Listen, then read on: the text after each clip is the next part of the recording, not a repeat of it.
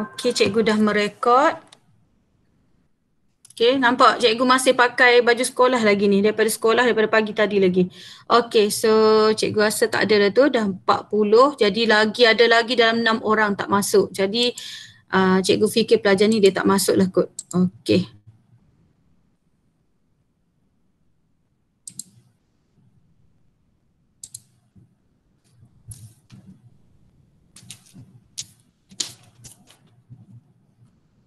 Okey, cikgu nak tanya, nampak tak slide cikgu? Nampak. Nampak. Okey. Cuma disebabkan ada masalah setting di laptop lama cikgu. Jadi biasanya bila cikgu mengajar, cikgu tak nampak. Tak nampak? Nampak. Okey. Jadi disebabkan masalah setting pada laptop lama ni dah laptop lain dah ni. Jadi biasanya cikgu mengajar, cikgu boleh tulis atas slide cikgu. Tetapi untuk hari ni cikgu buka slide ni melalui Google Drive delima, Google Classroom. Jadi cikgu tak boleh menulis, cikgu cuma boleh point apa yang cikgu nak cakap saja deh. Okey. So hari ni kita akan masuk bab 2. Yang sebelum ni bab 1 tu dia banyak lebih kepada bagaimana awak nak menghadapi peperiksaan amali, bagaimana awak nak mengenali biologi ni apa. Tetapi hari ni kita akan mula memasuki bab 2 iaitu fisiologi manusia dan haiwan Okey. Dalam tajuk ni yang tadi tu fisiologi, maknanya kita akan belajar tentang manusia dan haiwan. Tetapi dalam tajuk ni kita akan belajar tentang biologi sel dan organisasi sel. Dan cikgu nak pesan awal-awal lah, biologi ni dia memang tak lari daripada menghafal. Dia kena membaca, memahami, menghafal. Okey, awak memang kena cabar diri awak. Satu, awak kena cabar diri awak untuk jadi orang yang rajin membaca. Yang kedua, kena cabar diri awak untuk faham. Sebab tu cikgu marah bila awak tak baca molek arahan cikgu. Itu dah tanda awak gagal dah tu. Sebab apa? Awak tak belajar untuk baca sesuatu maklumat, fahamkan maklumat yang cikgu beri. Itu baru latihan pertama. Biologi ni awak baca, awak kena fahamkan, dan bila dah faham, barulah awak boleh hafal. Okey, so dalam tajuk ini awak akan belajar 4 subtopik iaitu struktur dan fungsi sel. 2.2 kita akan belajar tentang proses hidup organisma unisel. 2.3 proses hidup organisma multisel dan 2.4 aras organisasi. Sebenarnya dalam tajuk ni ada yang awak dah belajar semasa menengah rendah. Okey. Okey, kita tengok 2.1. Kalau boleh biar ada bersama-sama dengan awak ni buku teks Cikgu nak setiap kali kelas kena ada bersama-sama buku teks biologi tingkatan 4. Bioscore tu untuk buat latihan selepas cikgu mengajar. Katakan contoh cikgu dah ajar tentang 2.1, habis je kelas buat latihan 2.1 dalam buku Bioscore. Habis satu topik, barulah cikgu akan send jawapan. Awak pun check dengan pen merah. Dia bukan cikgu dah check, awak check. Right. Cikgu cuma chop saja. Okey, 2.1, struktur dan fungsi sel. Dia kata anda tentu masih ingat bentuk sel yang anda telah pelajari di tingkatan 1. Bila kita sebut sel, awak nampak sel. Sel ni apa? Kalau cikgu nampak macam ni, macam batu bata ni. Dalam slide cikgu ni macam batu bata. Cikgu nampak sel ni macam ni. Iaitu dia ni macam tersusun, banyak. Okey. Dia kata seperti sarang lebah yang terdiri daripada unit-unit berbentuk heksagon yang bercantum. Semua benda hidup juga dibina daripada sel-sel yang bergabung bersama. Betul lah cikgu kata tadi. Sel ni bila kita sebut sel, kita nampak macam banyak. Okey, dan dia bercantum. Dia ni duduk bersama-sama. Dia terbina daripada sel-sel yang bergabung bersama-sama. So, kalau cikgu nampak sel ni macam dinding batu bata. Ni sel lah ni. Ataupun macam polystyrene tu. Dia bergabung macam ni, rapat-rapat ni. Ini ialah sel. Okey, sel merupakan unit asas semua benda hidup. Maksudnya semua benda hidup, manusia, haiwan, tumbuhan terbina daripada sel. Mari kita mengkaji struktur sel haiwan dan sel tumbuhan, tetapi dia kata menerusi mikroskop cahaya. Jadi kita tak ada mikroskop cahaya, nanti bila dah ada kelas bersemuka, kita akan guna mikroskop bercahaya. Okey, seterusnya. Ini ialah eksperimen yang nanti kita akan buatlah. Okey, cuma cikgu akan terangkan sedikit. Okey, apa eksperimen yang kita nak buat ni, nanti bila dah bersemuka kita boleh terus buat. Okey, untuk eksperimen 1 ni, kita nak tengok bagaimana rupa sel tumbuhan. Okey, kita akan gunakan sebiji bawang besar. Sikit je bahan radas dia. Sebiji bawang besar, larutan iodin, air suling dan kertas turas. Sekejap ada pelajar nak masuk kot. Cikgu ingat ke cikgu lambat dah? Ada lagi pelajar lambat. Cikgu bergegas daripada sekolah tadi. Okey, jadi kita akan guna sebiji. Awak nampak tak slide cikgu? Nampak. Nampak dah. Bila cikgu keluar ni dia ni. Okey, kita akan guna bawang besar, larutan iodin, air suling dan kertas turas. Radas kita akan guna slide kaca, penutup slide kaca, mikroskop cahaya, scalpel, forceps, penitis dan jarum tenggek. Dia bila dah naik form 4, awak kena kenal bahan dan radas. Okey, sebab nanti peperiksaan amali kita susun bersama-sama dengan fizik, bio, kimia. Nanti buat bio awak ambil fizik, awak buat fizik awak ambil bahan bio. Awak tak boleh. Awak kena kenal bahan. Tak apa, jangan risau, nanti kelas bersemuka cikgu kenalkan awak slide kaca mana, penutup slide kaca mana. Okey. Okey, dapatkan sehelai daun sisik daripada sebiji bawang besar. Kita nak guna sikit je bawang besar. Kita nak ambil apa? Kita nak tanggalkan epidermis loop cahaya. Kita nak ambil lapisan yang loop cahaya tu, yang warna putih tu. Okey, menggunakan scalpel. Okey, letakkan setitis air pada bahagian tengah slide dan letak epidermis bawang dalam air. Dengan bantuan jarum tenggek, tutup epidermis bawang dengan penutup slide kaca yang diletak pada sudut 45 darjah Celsius kepada slide dan turunkan secara perlahan-lahan. Cikgu baca dulu.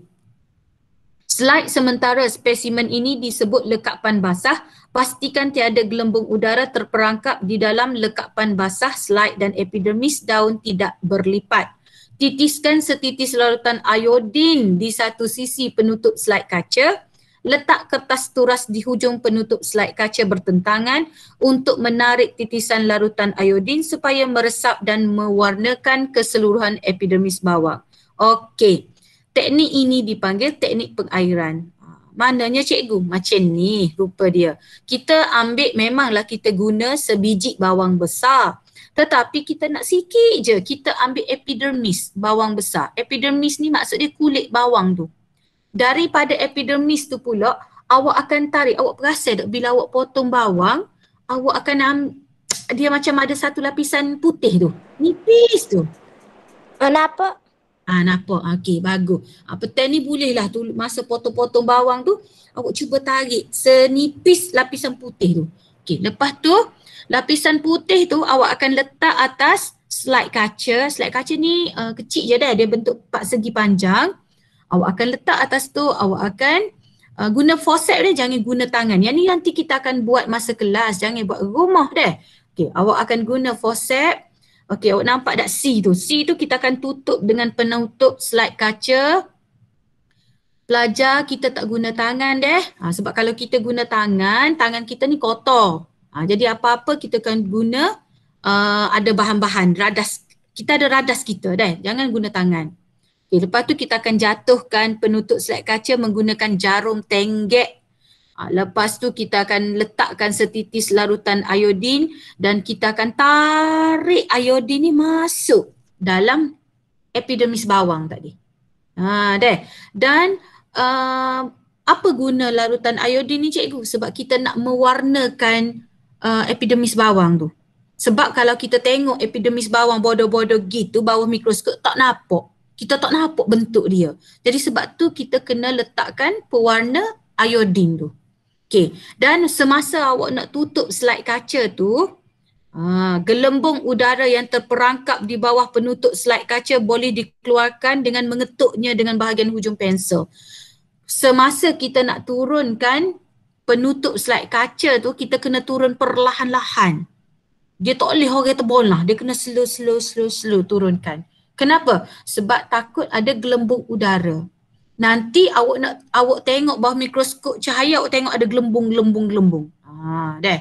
Sebab tu kena turunkan perlahan-lahan. Jadi, nanti awak kelas muka, awak akan dapat nampak macam ni. Awak memang akan nampak macam ni ke cikgu? Awak memang akan nampak sel bawang macam ni rupa dia. Bawah mikroskop cahaya. Cikgu kuning ke cikgu? Ya, memang awak dapat macam ni betul-betul. Kalau awak tak warnakan dengan iodin, awak akan nampak putih, awak tak nampak apa-apa. Sebab tu kita guna iodin untuk mewarnakan sel tu. Supaya kita nampak macam ni. Okay, jelas dah? Cikgu hanya cerita je untuk awak. Nanti bila kita buat eksperimen, awak seronok lah nanti. Bio ni seronok sebenarnya sebab banyak benda yang kita buat tu berkaitan dengan benda hidup. Okey. Yang ni biar dulu Yang ni kita tak bincang lagi, kita tak buat. Okey, seterusnya. Lepas awak tengok sel tumbuhan, awak akan tengok sel haiwan pula. Sel haiwan ni siapa cikgu? Sel haiwan ni kita lah.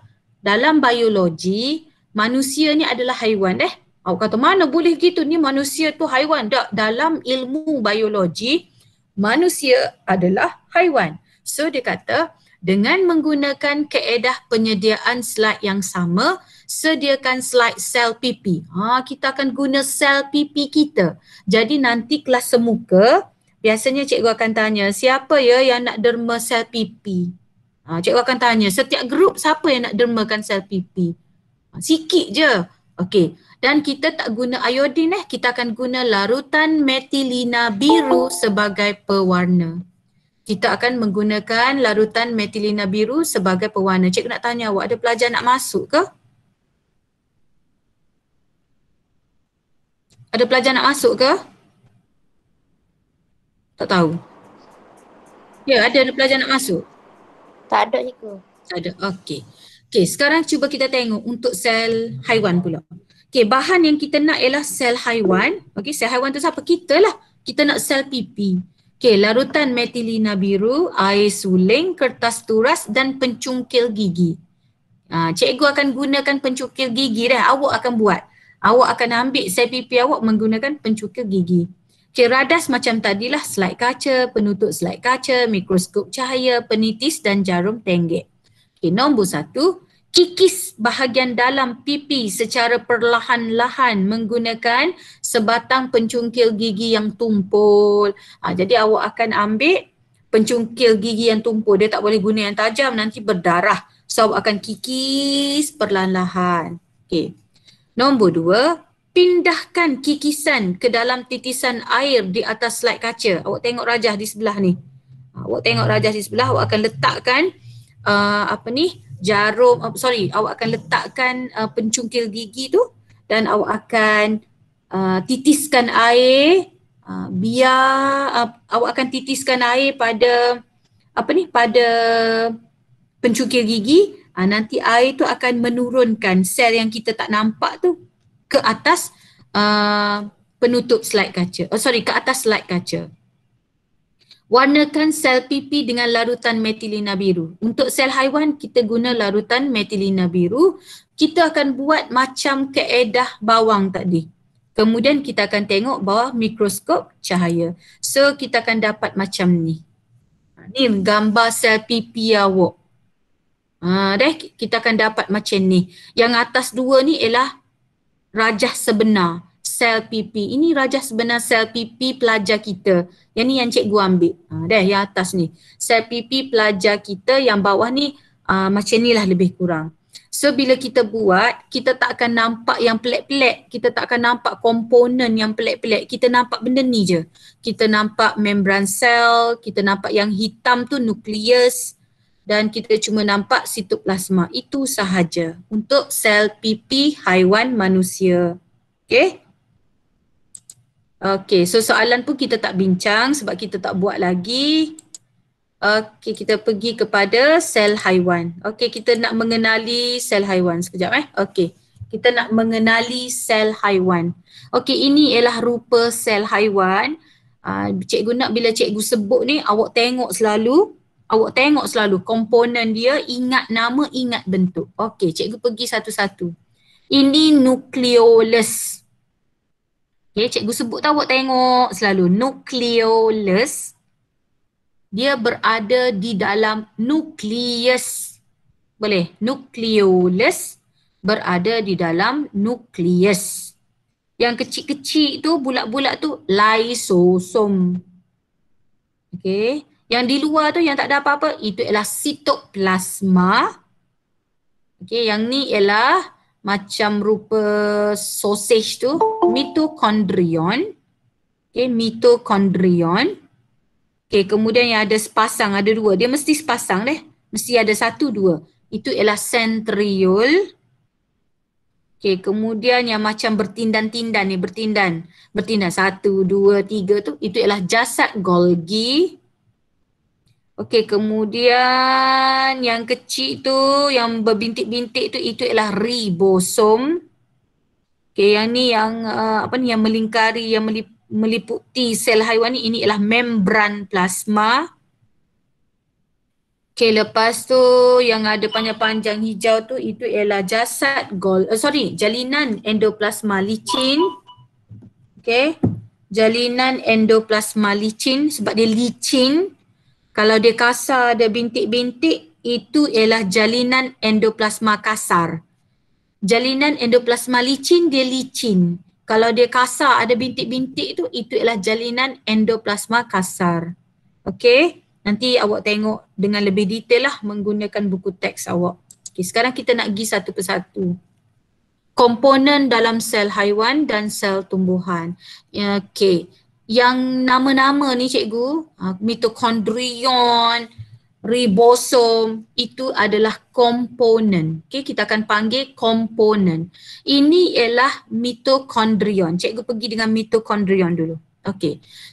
Mitochondrion adalah komponen sel berbentuk rod atau sfera. Awak nampak tak bentuk dia macam bentuk rod? Bentuk rod atau sfera. Bentuk dia bentuk rod atau sfera.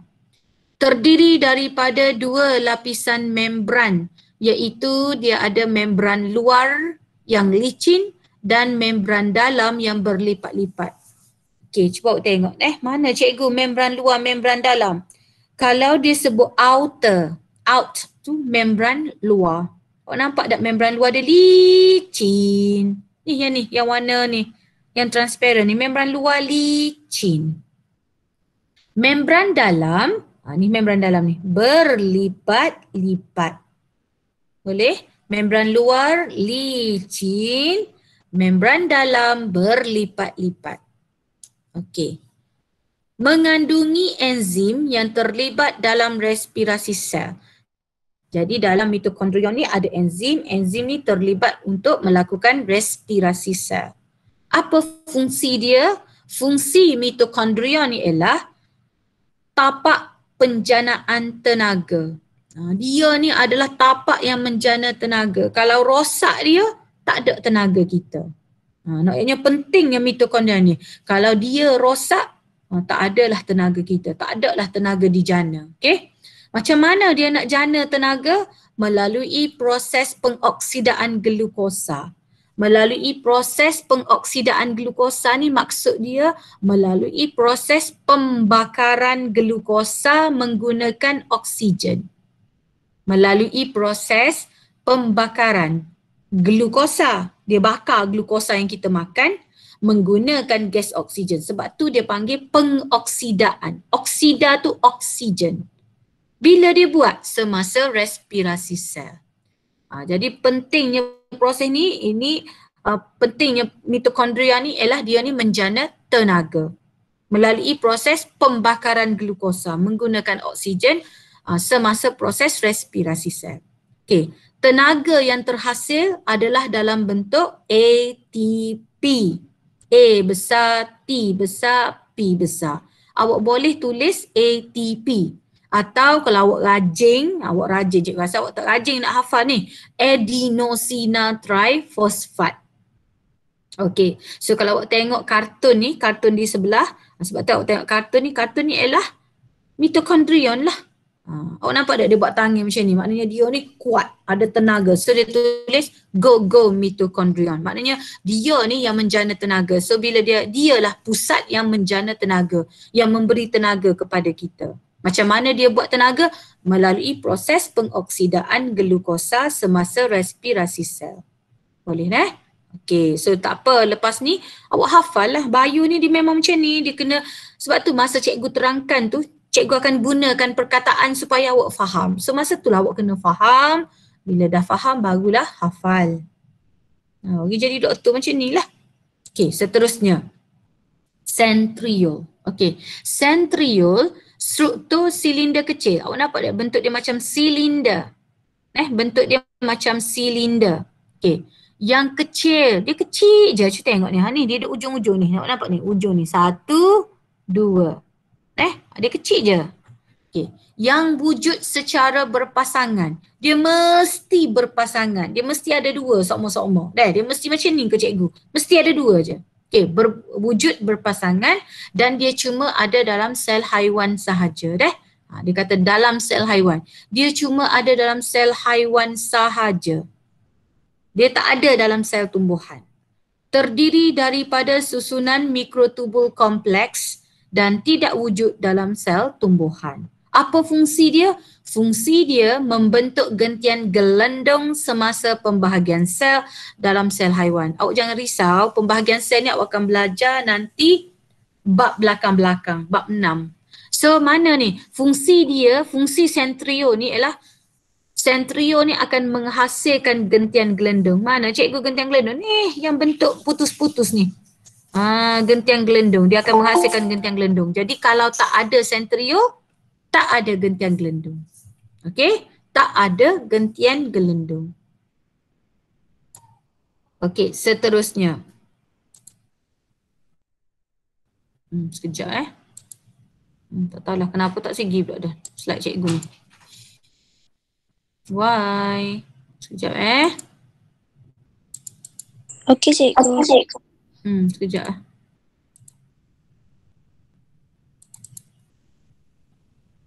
Cikgu nak tanyalah, ada tak subjek-subjek yang bila dia mengajar tu dia terkeluar macam cikgu itu, dia terputus, ada tak? Macam itulah lain ni. Okey, dia dah ke belakang dah. Okay, sekejap tundur balik. So selepas Okey. Sekejap Okey, centriole kan? Okey, so kita pergi pula kepada jasad Golgi. Okey, jasad Golgi ni terdiri daripada satu timbunan. Apa cikgu timbunan? Awak nampak tak dia timbun ni? 1, 2, 3, 4. Kalau timbun ni maksudnya kena letak. Tu maksud dia timbunan. Dia timbun jadi banyak. Jadi jasad Golgi ni ialah satu timbunan kantung pipih. Mana cikgu kantung? Ni lah kantung ni macam ni. Kantung, dia timbun dia timbun kantung, dia timbun kantung. Dan kantung tu bentuk pipih selari yang setiap satunya dilapisi oleh membran unik tunggal. Membran baharu ditambah pada satu hujung jasad Golgi dan vesikel digentingkan dari hujung yang satu lagi. Maksudnya kalau dia nak tambah satu lagi yang baru, dia nak timbun, nak keluar yang baru, dia akan keluar macam ni, bulat tepi ni. Dia akan keluar bulat hujung tu. Bulat di hujung. So akan keluar yang baru pula. Lepas tu keluar bulat pula. Keluar bulat macam ni. Jadi pula yang kantung pipih yang baru. So sebab tu dia akan jadi banyak jadi macam ni dalam rajah ni. Jadi banyak. Okay. Fungsi dia memproses, mengubah suai, membungkus, mengangkut. Awak tulis situ 4M. Awak tulis situ. Cikgu ni sebab cikgu guna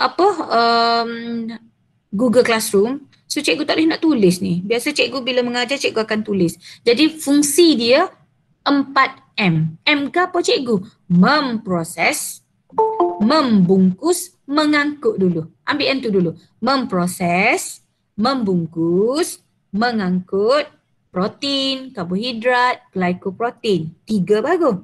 Tambah 1M Awak kena dengar cikgu cakap tambah 1M, M lagi tu apa? Mengubah suai protein menjadi enzim. Cikgu ulang sekali lagi. Fungsi jasad Golgi ni ialah 4M. 4M. Tapi awak pecahkan 3M. Okay, 3M tu apa? Memproses, membungkus, mengangkut. Mula-mula dia proses dulu. Lepas tu dia bungkus. Lepas siap bungkus barulah dia mengangkut. Dia macam J, dia macam orang ni, orang jual online lah. Dia sebelum dia nak hantar ke JNT, sebelum dia nak hantar ke Ninja lah, sebelum dia nak hantar ke pos laju, dia akan proses dulu, proses. Awak nak order ke apa, proses. Lepas tu bungkus. Lepas tu dia hantar. So memproses, membungkus, mengangkut protein, karbohidrat, glycoprotein. Okay?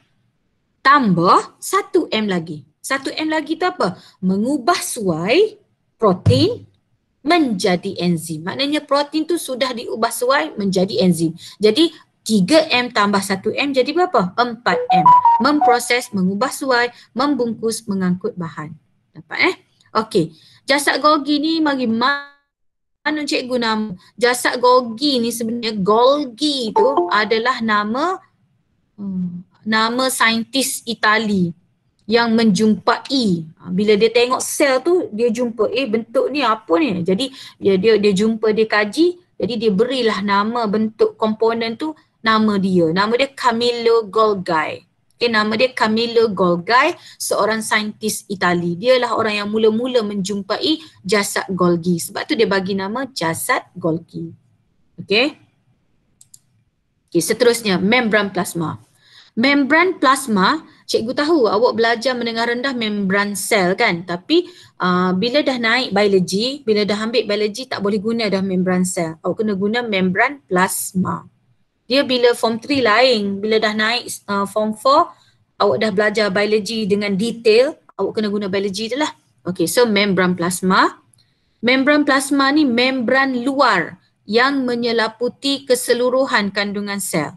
Membran plasma ni, membran plasma lah. Dia ni duduk di luar, nampak ni, duduk di luar yang warna hitam ni. Inilah membran plasma. Okey, tengok apa dah? Dia ni duduk, dia ni memisahkan antara persekitaran luar dengan dalam. Dia ni duduk memisahkan antara persekitaran luar dengan dalam. Okey, membran plasma dibina daripada protein dan fosfolipid. Mana cikgu protein dan fosfolipid? Okey, awak tengok gambar di bawah. Yang warna purple tu, purple orange yang besar, itu ialah protein. Yang warna kuning banyak-banyak bulat-bulat tu, itu ialah fosfolipid. Jadi membran plasma ni terbina daripada protein dan fosfolipid. Ia adalah selaput yang sangat nipis dan kenyal, dan ia bersifat telak memilih. Gapo cikgu dia bersifat telak memilih? Maknanya dia ni memilih-milih. Macam awak lah. Awak nak saing orang. Awak mesti pilih saing hak boleh saing awak ke? Hak boleh masuk dengan awak. Itulah maksud dia telak memilih. Jadi membran plasma ni dia memilih-milih. Dia memilih. So kita panggil dia bersifat telak memilih. Cikgu kesianlah dekat pelajar ni, dia nak masuk cikgu rasa. Dia mencuba berkali-kali. So sekejap I try. Back balik. Cikgu kesian dekat budak ni. Sekejap Ada masalah. Sampai ke cikgu masalah juga dah. Sekejap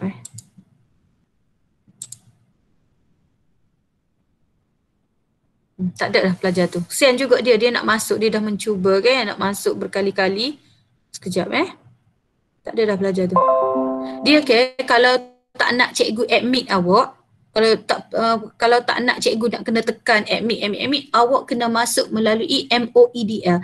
Nanti cikgu share yang siapa yang lupa MOEDL, nanti cikgu share yang sekolah bagi. Awak carilah, awak catat, awak tulis alamat MOEDL awak tu, sebab awak akan guna alamat MOEDL tu, akaun MOEDL tu sampai awak masuk universiti.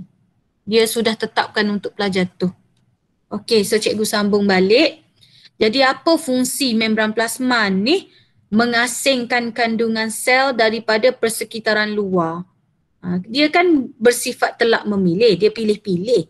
Jadi dia akan mengasingkan kandungan sel daripada persekitaran luar. Maksudnya dia hanya pilih bahan yang boleh masuk je. Dia pilih-pilih, mung boleh masuk, mung boleh masuk. Yang ni tak boleh, jangan masuk. So, dia boleh mengasingkan kandungan sel daripada persekitaran luar. Mengawal pergerakan bahan ke dalam dan keluar sel. Bila dia pilih-pilih, dia dapat kawal pergerakan bahan lah. Bahan yang boleh masuk, masuk. Bahan yang kena keluar, keluar. Sebab dia ni memilih. Jadi dialah yang berfungsi untuk mengawal bahan masuk dan keluar sel. Membenarkan pertukaran nutrien, gas respirasi dan bahan buangan antara sel dan persekitarannya. Jadi bila dia pilih-pilih, maka dia hanya membenarkan pertukaran nutrien, dia membenarkan gas respirasi dan dia membenarkan bahan buangan antara sel dan persekitarannya. Nanti awak baca balik, kalau tak faham tanya cikgu lah. Okey, seterusnya lysosom. Okey, lysosom. Lysosom ni dia macam bentuk kantung. Ni dia macam bentuk pensel box awak tu, kantung.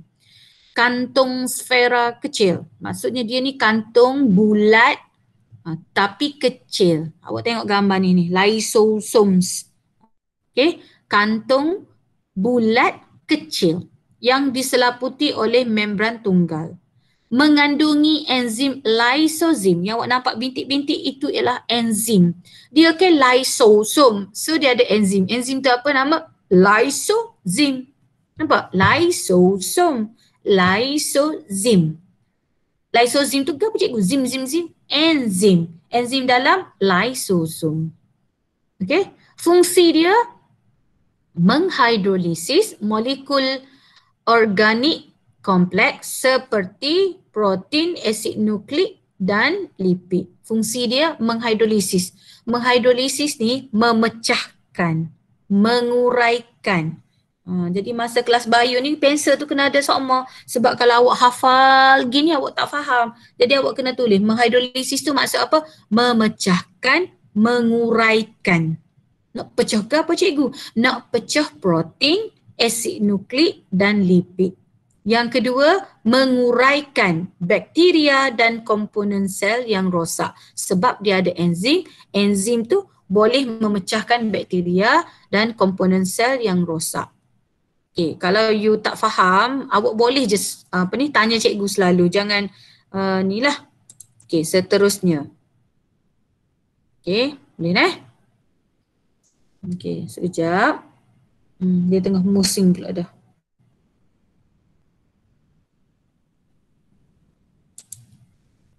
Okay, seterusnya, ni lompat pula dah gila. Nukleus. Okay, nukleus. Nukleus, ingat nukleus ni macam mana saya nak kenal nukleus ni cikgu? Nukleus ni berwarna hitam. Kalau awak tengok sel ada hitam, butir kecil hitam tu, itu ialah nukleus selalu. Awak tengok sel ada hitam, butir tu, nukleus. Okay, nukleus komponen paling besar dalam sel.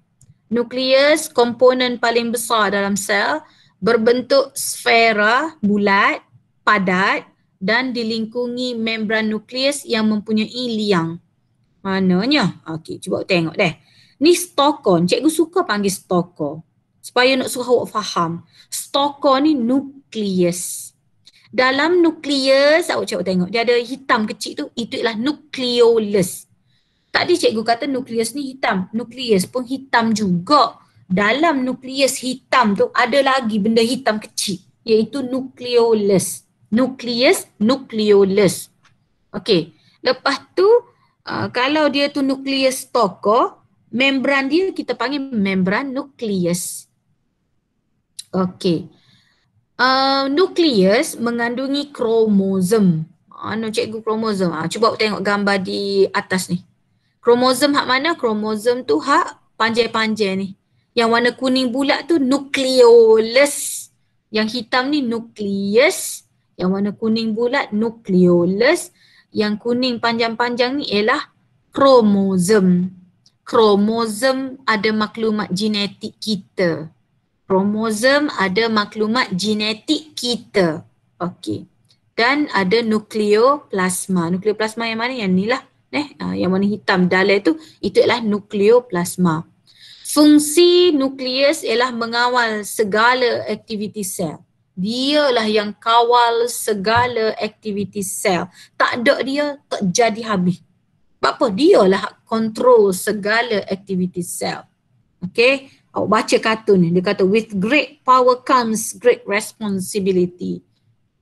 Yang dia ni power, ada power sebab dialah yang kawal segala aktiviti sel. Lagi, dia mempunyai kromosom. Ni yang warna kuning panjang-panjang tu kromosom. Mempunyai kromosom yang mengandungi asid deoksiribonukleik. Tak payah heja. Awak tak payah heja. Awak tulis je DNA. Tak payahlah tulis asid deoksiribonukleik. Banyak lagi benda awak nak hafal dalam bio ni. So tulis je DNA. Mempunyai kromosom yang mengandungi DNA. DNA menentukan ciri sel dan fungsi metabolisme. DNA tu maklumat genetik kita lah. Okey, seterusnya ribosom. Hari ni cikgu nak terangkan awak komponen-komponen je. Awak kenal je. Balik baca. Okey, ribosom. Ribosom ni hak mana? Ni hak bulat-bulat ni. Bulat-bulat duk melekat ni. Ni bulat-bulat tu ialah ribosom. Okey. Dia adalah granul kecil. Granul ni maksudnya butir. Dalam bio granul kecil ni maksudnya biji. Biji kecil padat bentuk sfera bulat. Dalam ribosom ada protein dan asid ribonukleik. Dalam ribosom ada protein dan ribosom. Ingat macam tu. Ribosom ada protein dan asid ribonukleik. Ribosom terdapat pada permukaan jalinan endoplasma kasar atau wujud secara bebas dalam sitoplasma. So yang bulat-bulat ni ialah ribosom. Sebab tu kata free ribosom. Ni ribosom bebas. Kalau dia duduk melekat, kita panggil ribosom yang melekat. Ribosom juga. Ribosom ni ada dua jenis. Ada ribosom bebas yang tak melekat. Ada ribosom yang melekat. So, ribosom yang melekat dia akan melekat pada jalinan endoplasma kasar. Sebab tu dia panggil kasar. Sebab dia ada butir-butir. Butir tu siapa? Ribosom. Okey, fungsi ribosom merupakan tapak sintesis protein. Merupakan tapak yang menghasilkan protein. Jadi kalau punah ribosom, kalau katakan punah ribosom, rosak ribosom, boleh tak nak hasil protein? Tak boleh lah. Tak boleh nak hasil protein. Tak boleh nak hasil protein. Dapat seterusnya.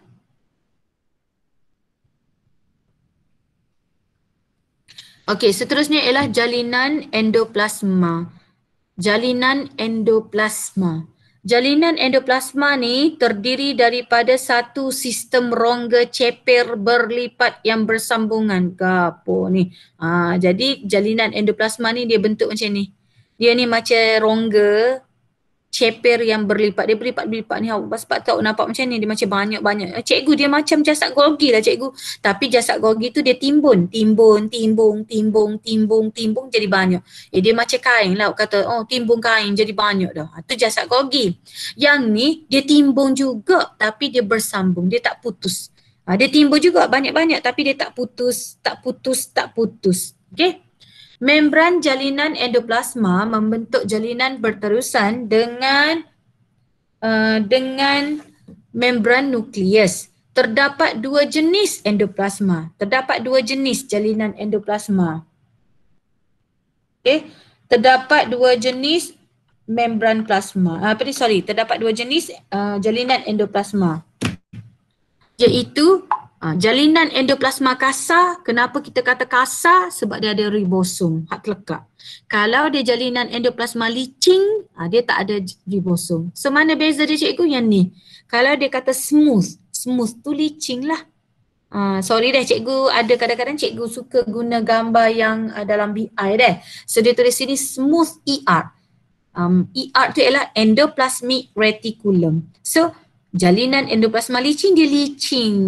Kalau dia kasar bitik-bitik ni, jalinan endoplasma kasar. Rough endoplasmic reticulum. Okey. Apa fungsi dia? Fungsi dia untuk mengangkut. Sistem pengangkutan bahan dalam sel menyediakan permukaan luas untuk pelekatan enzim dan tindak balas biokimia. Kalau jalinan endoplasma kasar ni dia mengangkut protein yang disintesiskan oleh ribosom. Saya tak faham cikgu. Okey.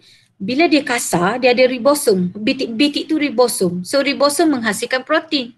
Siapa nak tolong angkut? Jalinan endoplasma kasar. Cikgu ulang sekali lagi. Kenapa dia dipanggil jalinan endoplasma kasar? Kasar sebab dia ada ribosom. Ribosom menghasilkan protein. Okay. Bila protein dah keluar, siapa nak tolong angkut? Jalinan endoplasma kasar lah sebab dia duduk sekali dua tu. Dia macam contoh gini. Contoh contoh katakan awak ni bahagian menghasilkan kek. Awak menghasilkan kek. Siapa nak tolong hantar kek kepada pelanggan? Maybe adik awak. Dia ada motor, so dia tolong hantar. Jadi samalah yang buat kek tu siapa? Ribosom. Siapa yang nak tolong hantar kek itu? Apa dia? Jalinan endoplasma kasar. Faham dah? Sebab tu dia duduk melekat dua-dua tu. Okey, kalau jalinan endoplasma leaching mensintesis dan mengangkut gliserol dan lipid serta menjalankan detoksifikasi dadah dan hasil sampingan metabolisme. Okey, cara nak ingat jalinan endoplasma leaching lipid. Maksudnya jalinan endoplasma leaching ni dia menghasilkan lipid. Lipid tu apa cikgu? Lemuk. Jalinan endoplasma leaching menghasilkan lipid. Leaching lipid. Lagi, nombor 2, dialah yang menjalankan detoksifikasi dadah. Dialah yang menjalankan proses menyah toksik dadah. Okey, jelas banyak awak baru hari ni awak belajar. Rupanya macam ni biologi ni. Banyak sangat istilah, banyak sangat benda nak menghafal. Okey, sikit lagi. Okey, tadi dah habis dah sel haiwan. Sekarang cikgu nak masuk sel tumbuhan. Sikit je lagi. Okey, ni ialah rupa sel tumbuhan. Cikgu baca komponen, awak tengok dan awak cuba ingat. Okey, lapisan dalam ni kita panggil membran plasma. Dia tak sama macam sel haiwan dah. Sel tumbuhan dia ada yang dalam ni kita panggil membran plasma. Okey. Yang ada dinding macam ni, yang warna hijau muda ni dinding, kita panggil dinding sel. Okey, lepas tu yang timbun-timbun tu jasad Golgi. Okey, yang ni jalinan endoplasma, dia ada dua lah, sama ada licin atau kasar. Dan macam biasa kalau stokor ni nukleus, dalam nukleus ada nukleolus. Lepas tu lapisan dia membran nukleus. Lepas tu macam sausage, roti sausage ni mitokondrion. Awak jangan tukar dengan hak kecil tu, kloroplast, sebab dia sel tumbuhan dia ada kloroplast. Yang di luar tu ialah sitoplasma dan dia ada macam besarnya warna biru ni. Ini ialah vacuole. Okey, vacuole. Cikgu, kenapa saya tengok dalam haiwan tak ada? Dia memang gitu. Ada komponen yang ada dalam haiwan, ada komponen yang tak ada. Ada yang ada dalam haiwan, ada yang ada dalam haiwan, tak ada dalam tumbuhan. Ada yang komponen ada dalam sel tumbuhan tapi tak ada dalam sel haiwan. Okay, kita pergi sikit lagi. Ni rupa dia dah. Yang besar biru vacuole ni, yang ni. Ni yang biru tadi. Yang hijau kloroplast ni, hijau ni kloroplast. Yang macam roti sausage ni, mitokondrion. Kalau yang kasar-kasar ada bitik ni, jalinan endoplasma kasar. Yang licin tu, jalinan endoplasma licin. Yang timbun-timbun ni, macam wifi, itu ialah jasad Golgi. Yang hitam tu ialah lysosom. Yang warna biru background dia tu sitoplasma. Okay, yang warna hijau tua dinding sel. Yang warna hijau muda membran plasma. Boleh? Okay, seterusnya kita pergi sikit lagi. Okay, kita tengok vacuole. Vacuole tu yang warna biru besar tadi. Okay, vacuole ni kantung. Bentuk dia macam bentuk kantung yang berisi cecair. Dia ada cecair, dia ada banyak benda dalam ni. Kantung dan dia ada cecair yang kita panggil dia subsel. Okay, kantung, dalam kantung stokor ni, vacuole ni, dia ni bentuk macam kantung. Vacuole, dia ni berisi cecair, iaitu kita panggil dia subsel. Vakuol dikelilingi oleh membran tonoplas. Dia ada ni. Membran luar dia ni kita panggil tonoplas. Sel tumbuhan muda mempunyai banyak vakuol bersaiz kecil, manakala sel tumbuhan matang mempunyai vakuol bersaiz besar. Vakuol bagi sel haiwan adalah kecil. Okey, dalam subsel ni, kan tadi kita kata dalam vakuol ni ada cecair. Kita panggil dia subsel. Dalam subsel ni ada air, ada asid organik, ada gula, ada asid amino, ada enzim, ada garam mineral, ada oksigen, karbon dioksida dan hasil sampingan metabolisme. Cikgu, saya kena hafal belakang ke? Okey, kalau cikgu jadi awak, cikgu hafal gini. Dengar cikgu hafal macam ni. Dalam subsel ada apa? Ada air, ada gula. Lawan kepada gula, garam. Awak buat gitu. Jangan tulis garam saja, garam mineral. Lepas tu ada oksigen, kalau lawan oksigen, karbon dioksida. Awak ingat sikit-sikit je, ada air, ada gula, lawan kepada gula, garam mineral. Lagi ada oksigen, lawan kepada oksigen, karbon dioksida. Cukuplah. Okey. Air meresap ke dalam vakuol sel tumbuhan. Nanti air akan masuk dalam vakuol dan menyebabkan sel menjadi segah. Segah ni maksudnya sel jadi kembang. Sebab apa? Air masuk. Dan vakuol ni dia bukan ada pada sel tumbuhan saja deh. Dia ada juga dalam haiwan unisel. Mana cikgu haiwan unisel ni? Paramecium ni. Nampak? Mana vakuol ni? Vakuol ni. Ni vakuol ni. Vakuol mengecut dan vakuol makanan. Dia ada dua ni kalau paramecium ni. Vakuol makanan dan vakuol mengecut. Yang terlibat dalam proses pengosmokawalaturan, osmosis dan perkumuhan. Cikgu nak pesan, vakuol ni dia hanya ada pada sel tumbuhan sahaja. Dalam haiwan dia ada tapi dia kecil sangat sampai kadang-kadang tak ada. Jadi senang cakap, vakuol ada dalam sel tumbuhan, tak ada dalam sel haiwan. Cikgu tadi dia kata vakuol adalah kecil. Memang ada kecil tapi kecil sangat sampai tidak kelihatan. So senang cakap tak? Tak ada lah. Kalau cikgu senang cakap tak ada. Okey? Okey. Fungsi fungsi. Air meresap masuk ke dalam vakuol sel tumbuhan dan sel jadi segar. Dia akan masuk. Ni ialah Ni ialah haiwan unisel. Haiwan unisel pun ada vakuol. Cikgu tadi gambar paramecium. Yang ni ameba. Ameba pun ada vakuol. Jangan risau, yang ni kita akan belajar nanti. Okey, nanti awak akan bila dah ada kelas bersemuka, cikgu akan ajar awak macam mana awak nak biakkan ameba dan paramecium. Okey, seterusnya kloroplas. Kloroplas ni dia berbentuk bujur. Terdiri daripada dua lapisan membran. Mana cikgu dua lapisan membran? Ni lah membran luar dan membran dalam berlipat-lipat. Mengandungi pigmen klorofil. Kloroplas mempunyai klorofil. Jangan tukar. Kloroplas mempunyai klorofil pada grana yang memberikan warna hijau. So sebab tu bila kita tengok kloroplas dia warna hijau deh. Dia warna hijau. Ni sel tumbuhan ni. Kalau awak tengok yang bintik-bintik hijau tu kloroplas lah. Ya, apa fungsi kloroplas? Kloroplas mengandungi klorofil. Klorofil menyerap cahaya matahari dan menukarkannya kepada tenaga kimia semasa fotosintesis. Kloroplas mengandungi klorofil. Klorofil itulah yang serap cahaya, tukar kepada tenaga kimia semasa fotosintesis. Sikit lagi nak habis dah. Okey, sitoplasma. Sitoplasma ni hak luar ni, hak bitik-bitik kecil-kecil tu. Okey, sitoplasma ni terdiri daripada medium seperti jelly. Dia tu macam jelly yang awak makan tu. Okey, mengandungi komponen sel terampai, mengandungi sebatian organik seperti protein, lipid dan karbohidrat serta sebatian tak organik.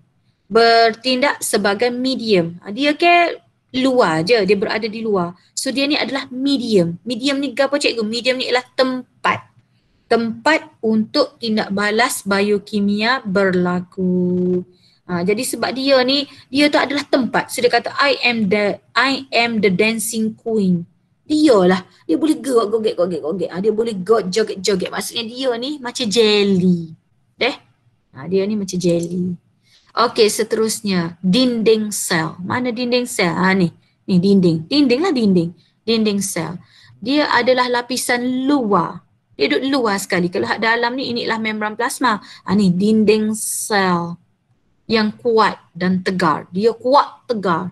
Sebab apa dia kuat cikgu? Dia dibina daripada gentian selulosa. Awak jangan tukar dengan membran plasma tadi. Membran plasma terbina daripada protein dan fosfolipid. Dinding sel terbina daripada selulosa. Sifat dia telap sepenuhnya. Dia lain dengan membran plasma. Membran plasma ni milih-milih. Telap memilih. Dia ni dinding sel telap sepenuhnya. Maknanya dia ni sign belakang. Dia sign belakang, perangai uduh, perangai jahat, perangai molek, comel, uduh, dia sign belakang. Dia bersifat telap sepenuhnya. Maksudnya semua bahan boleh masuk. Bila sampai dekat membran plasma akan pilih. Okey, so fungsi dia sebab dia kuat dan tegar tu, maka dia dapat mengekalkan bentuk sel tumbuhan dan sebab dia kuat dan tegar, dia memberikan sokongan mekanikal kepada sel tumbuhan. Okey, ni last deh.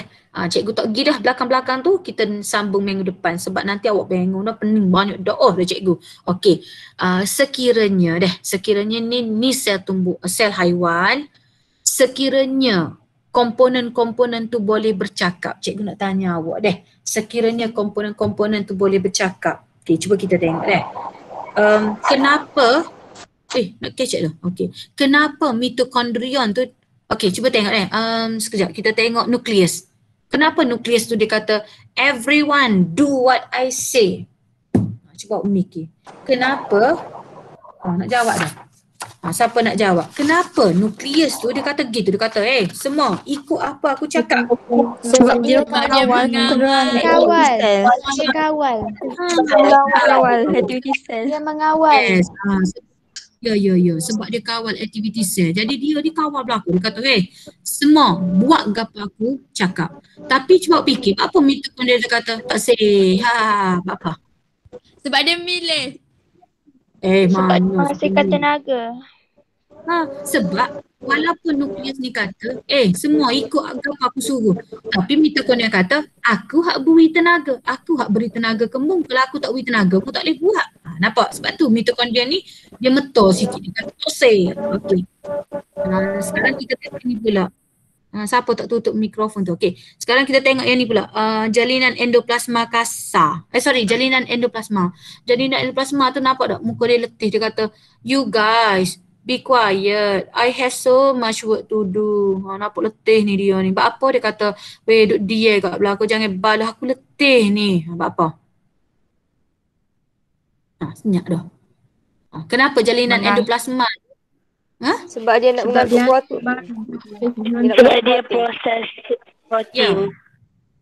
Jalinan endoplasma tu cikgu ada tak cakap dia tu licin ke kasar ke?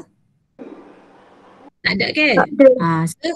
Jadi bila cikgu tak cakap, dia ada dua hija lah. Kalau kasar dia nak mengangkut protein. Kalau licin dia nak menghasilkan lipid, nak sintesis lipid, nak detoksifikasi. Jadi dia kata, duk dia lah, aku banyak hija ni. Okey. Seterusnya, lysosom. Kenapa lysosom ni kata, everything I touch, I destroy. Gapa aku sentuh, aku musnah. Gapa aku sentuh, aku musnah. Okey, apa? Sebab dia menguraikan bakteria. Yes, dia menguraikan bakteria. Sebab dia ada enzim. Dia ada enzim lysosim. So, bila enzim lysosim, dia akan menguraikan. Menguraikan ke apa? Menguraikan komponen-komponen hak lama dan sebagainya. Okey, jasad Golgi pula. Apa jasad Golgi ni kata, tolonglah, I need a break. Sebab 4M. Yes, bagus awak. Sebab 4M. Banyak dah kerja dah. Nak bungkus lagi, nak proses lagi, nak mengangkut lagi, nak mengubah suai. Okey, dan akhir sekali, kenapa Veku tu kata, I feel quite fulfill. Saya rasa macam, ya Allah, banyak penuhnya aku, tepunya aku, penuh. Apa? Sebab dia ada subsel. Sebab dia ada subsel. Dalam subsel tu ada air, ada gula, ada garam mineral, ada asid amino, ada enzim, ada macam-macam. So dia rasa, apalah aku ni fulfill. Aku ni penuh padat. Okey, so cikgu berhenti di sini. Tugas awak ialah baca balik, hafal. Okey. Tubik dah. Jangan tubik lagi cikgu. Okey. So jangan lupa isi borang kehadiran pelajar yang tak dapat masuk PM cikgu dah. Okey. So assalamualaikum. Yes, siap kan? Bye cikgu. Terima kasih cikgu. Terima kasih cikgu. Ya, sama-sama. Terima kasih cikgu. Terima kasih cikgu. Ya. Suka lagi. Mesti tak sabar nak masuk sekolah ni. Jom. Okey. Oh, suka dah tunggu pak cikgu. Okey. Bye.